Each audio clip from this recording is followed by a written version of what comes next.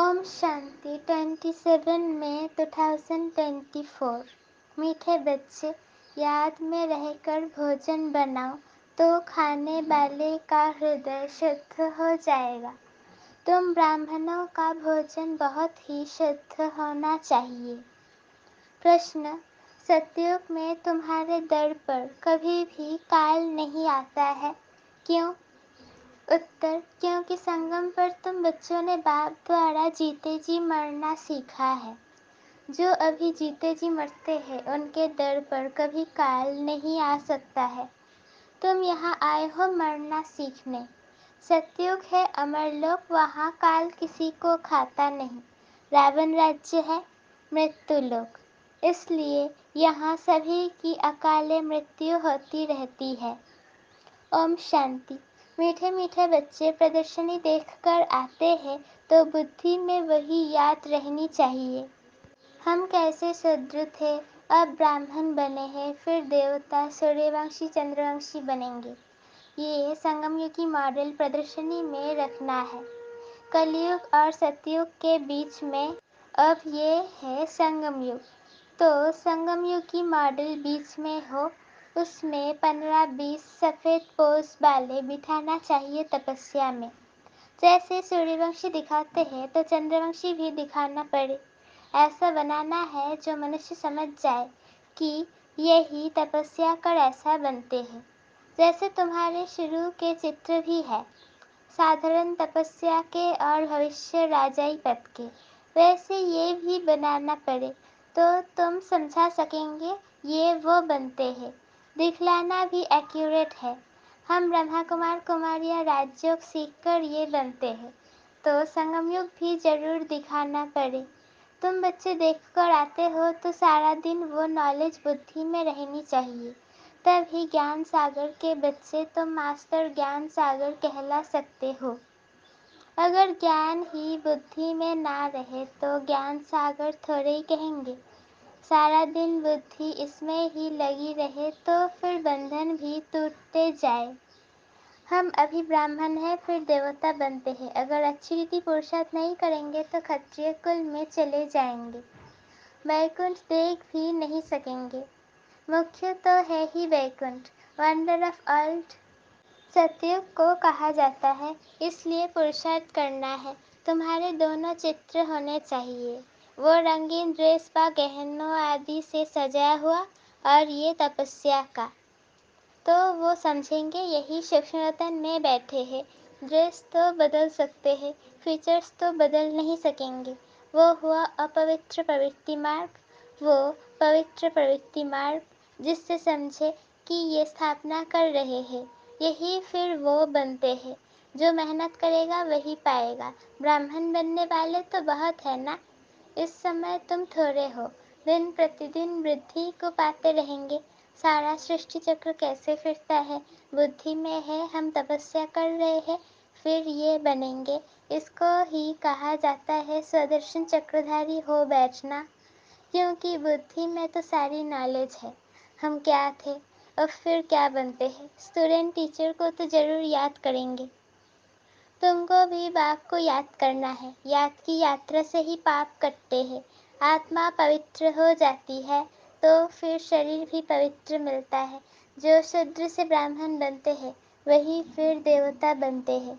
इसका जितना बड़ा मॉडल हो अच्छा है, क्योंकि लिखना भी पड़ता है। संगमयुगी पुरुषोत्तम बनने वाले ब्राह्मण। अभी तुमको बाप बैठ पढ़ाते हैं, ऊपर में शिव बाबा का भी चित्र है जो तुमको पढ़ाते हैं। तुम ये बनते हो। ये ब्रह्मा भी तुम्हारे साथ है, वो भी सफेद पोषधारी स्टूडेंट है। मनुष्य तो राम राज्य को भी नहीं मानते हैं। गायन भी है राम राजा राम प्रजा। सतयुग में तो धर्म का राज्य है ही, बाकी त्रेता में क्षत्रियों की ग्लानि कर दी है, सूर्यवंशी की ग्लानि नहीं की है। तो ये भी लिखना पड़े, राम राजा राम प्रजा धर्म का उपकार है। वो भी सेमी स्वर्ग है, क्योंकि 14 कला है ना, वहाँ ऐसी ग्लानि की बातें होती नहीं। उनको क्लियर कर दो। हम क्या बन रहे हैं, हम ही अपने लिए स्वराज्य स्थापन कर रहे हैं। विश्व में शांति का एक स्वराज्य जो सब मांगते हैं, वो हम स्थापन कर रहे हैं। बाबा प्रदर्शनी आदि देखते हैं तो ख्यालात चलते रहते हैं। तुम बच्चे घर जाएंगे तो फिर ये सब बातें भूल जाएंगे, परंतु ये सब बुद्धि में याद रहना चाहिए। ऐसे नहीं प्रदर्शनी से बाहर निकले और खेल खलास। अच्छे अच्छे बच्चे जो पुरुषार्थी है उनकी बुद्धि में टपकना चाहिए। बाबा को टपकता रहता है ना। बुद्धि में सारा ज्ञान रहेगा तो बाबा की याद भी रहेगी। उन्नति को पाते रहेंगे। अगर शतप्रधान नहीं बनेंगे तो फिर सतयुग में नहीं जाएंगे। इसलिए अपने को याद की यात्रा में पक्का रखना चाहिए। तुम राजयोगी हो, तुमको बड़ी जटाएं है। महिमा सारी तुम माताओं की है, जटाएं भी नेचुरल है। राजयोगी और योगिन ये सच सच तपस्या का रूप दिखाते हैं। ये सब समझने की बातें हैं। बाप कहते हैं देह के सब धर्म छोड़ अपने को आत्मा निश्चय करो। बाकी सब देह के संबंध आदि भूल जाओ। एक बाप को याद करो, वो तुमको बहुत मालदार बनाते हैं। जीते जी मर जाओ। बाप आकर जीते जी मरना सिखलाते हैं। बाप कहते हैं मैं कालों का काल हूँ, तुमको ऐसे मरना सिखलाता हूँ जो कभी तुम्हारे दर पर काल आ न सके। वहाँ तो रावण राज्य ही नहीं, सतयुग में कभी काल खाता नहीं। उनको अमरपुरी कहा जाता है। बाबा तुमको अमरपुरी का मालिक बनाते हैं। ये है मृत्युलोक, वो है अमरपुरी, ये है राजयोग। तुम लिख दो प्राचीन भारत का राजयोग फिर से सिखाया जाता है। जो प्रदर्शनी आदि देखते हैं उन्हों को ख्याल करना चाहिए इसमें और क्या करे जिससे मनुष्य एक्यूरेट समझे। इनमें प्रैक्टिकल बहुत अच्छी समझानी है, यथा राजा रानी तथा प्रजा, तो इसमें आ ही जाते हैं। बाप कितना क्लियर कर समझाते हैं। अपने को आत्मा समझ बाप को याद करो। मूल जोर रखना चाहिए इस पर। विश्व में पवित्रता सुख शांति कैसे स्थापन हो रही है आकर समझो। तुम अपने लिए ही करते हो। जितनी मेहनत करते हो उतना पद मिलता है, वो भी नंबरवार। ये भी दिखाओ नंबरवार कैसे कैसे बनते हैं। प्रजा भी दिखाओ तो साहूकार प्रजा, सेकंड ग्रेड थर्ड ग्रेड प्रजा भी दिखाओ। ऐसा एक्यूरेट बनाओ जो अच्छी रीति समझा सको। मेहनत तो करनी ही है, बाकी थोड़ा है समय। ज्ञान है ही तुम्हारे लिए। तुम प्रदर्शनी में ऐसा समझाओ जो मनुष्य समझे। हमको एक बाप को ही याद करना है, तभी हम ये बन सकेंगे, नहीं तो फिर भक्ति मार्ग में आ जाएंगे। तुम महारथी बच्चे हो तो तुम्हारी बुद्धि चलती है। मेल्स भी अच्छे अच्छे हैं। नंबर 1 तो है जगदीश जो मैगजीन बनाते हैं। ब्रिजमोहन को भी लिखने का अच्छा शौक है। शायद तीसरा भी कोई निकल आए। हर एक बात तुम क्लियर करते जाएंगे दिन प्रतिदिन। बाप ज्ञान का सागर है। उस परमात्मा में ज्ञान तो भरा हुआ है ना। जैसे गीत सुनते हो सारा रिकॉर्ड भरा हुआ है, ये भी ऐसे है। बाप के पास जो माल है वो मिलता रहेगा ड्रामा अनुसार। ये बच्चों की बुद्धि में चलना चाहिए। भले कुछ काम काज करो, हाथ से भोजन बनाओ। बुद्धि शिव बाबा के पास हो। ब्रह्मा भोजन भी पवित्र चाहिए। ब्रह्मा भोजन सो ब्राह्मणों का भोजन। ब्राह्मण जितना योग में रहे बनाते हैं उतनी उस भोजन में ताकत आती है। गायन है कि देवताएं भी ब्रह्मा भोजन की बहुत महिमा करते हैं, जिससे हृदय शुद्ध होता है। तो ब्राह्मण भी ऐसे होने चाहिए। अभी नहीं है, अभी अगर ऐसे बन जाए तो तुम्हारी बहुत वृद्धि हो जाए, परंतु ड्रामानुसार धीरे धीरे वृद्धि को पाना है। ऐसा भी ब्राह्मण निकलेगा जो कहेगा हम बाबा की याद में रहे भोजन बनाते हैं। बाबा चैलेंज देते हैं ना, ऐसा ब्राह्मण हो जो योग में रहे भोजन बनाए। भोजन पवित्र होना चाहिए। भोजन पर बहुत मदार है। बाहर में बच्चों को नहीं मिलता है इसलिए यहाँ आते हैं। बच्चे तो भोजन से भी रिफ्रेश होते हैं। योग वाले फिर ज्ञानी भी होते हैं, इसलिए उन्हों को सर्विस पर भी भेज देते हैं। बहुत हो जाएंगे तो फिर यहाँ भी ऐसे ब्राह्मणों को रख देंगे, नहीं तो महारथियों में से भोजन पर भी होने चाहिए। यो योग युक्त खाना बनाए। देवताएं भी समझते हैं हम भी ब्रह्मा भोजन खाकर देवता बने हैं। तो रुचि से तुम्हारे हाथ तुम्हारे साथ मिलने के लिए आते हैं। कैसे तुमसे मिलते हैं, ये भी ड्रामा में युक्ति है। सूक्ष्म वतन में वो और ये मिलते हैं, ये भी वंडरफुल साक्षात्कार है। वंडरफुल नॉलेज है ना, तो साक्षात्कार भी वंडरफुल है अर्थ सहित। भक्ति मार्ग में साक्षात्कार तो बहुत मेहनत से होते हैं। नवधा भक्ति करते हैं सिर्फ दीदार के लिए। समझते हैं दीदार होगा तो हम मुक्त हो जाएंगे। उनको ये थोड़ा ही पता है कि ये इस पढ़ाई से ऐसे बने हैं, ये सूर्यवंशी चंद्रवंशी इस पढ़ाई से बने हैं। बाकी जो इतने अनेक चित्र बनाए हैं, ऐसे तो कुछ भी है नहीं। ये सब भक्ति मार्ग का विस्तार है, बड़ी भारी कारोबार है। अब ज्ञान और भक्ति का राज तुम समझ सकते हो। ये बाप ही बैठ समझाते हैं। वो है स्पिरिचुअल फादर, वही ज्ञान का सागर है। कल्प कल्प पुरानी दुनिया को नई दुनिया बनाना, राजयोग सिखाना बाप का ही काम है। परंतु सिर्फ गीता में नाम बदली कर दिया है। बाप समझाते हैं ये भी कल्प कल्प का खेल है। हम घर से यहाँ आते हैं पार्ट बजाने। झाड़ की तरफ भी बुद्धि चलनी चाहिए, कैसे किसको समझाया जाए। हमको कहते हैं क्या हम स्वर्ग में नहीं आएंगे। बोलो तुम्हारा धर्म स्थापक तो स्वर्ग में आता ही नहीं। वो जब स्वर्ग में आए तब तुम भी आओ। हर एक धर्म का अपने अपने समय पर पार्ट है। ये वैरायटी धर्मों का नाटक बना हुआ है, बना बनाया खेल है। इसमें कुछ भी कहने की दरकार ही नहीं रहती है। मुख्य धर्म दिखाए गए हैं, ये तो बच्चे जानते हैं। ये चित्र आदि भी कोई नए नहीं है। कल्प कल्प ऐसे हुबहू चलते आएंगे। विघन भी अनेक प्रकार के पड़ते हैं, मारपीट आदि के भी विघन पड़ते हैं ना।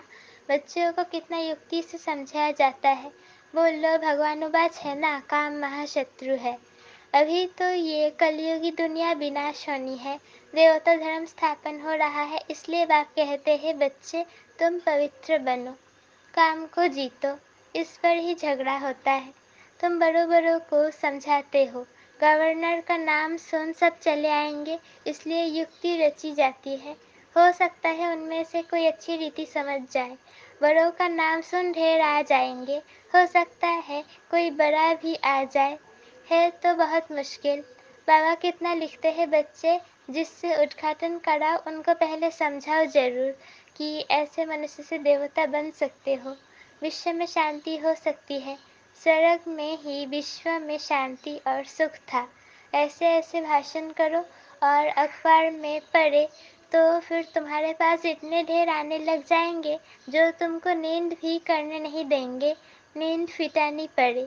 सर्विस से योग से बल भी आता है, क्योंकि तुम्हारी कमाई होती है। कमाई करने वाले को कभी उबासी नहीं आती है, झुटका नहीं आएगा।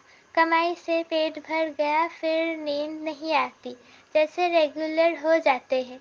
तुम भी बहुत भारी कमाई करते हो, उबासी देवाला निकालने वाले खाते हैं। जो अच्छी रीति समझते हैं, याद में रहते हैं, उनको उबासी नहीं आएगी। अगर मित्र संबंधी आदि याद आते हैं तो उबासी आती रहेगी। यह निशानियां हैं। स्वर्ग में तुमको उबासी आदि कभी आएगी ही नहीं।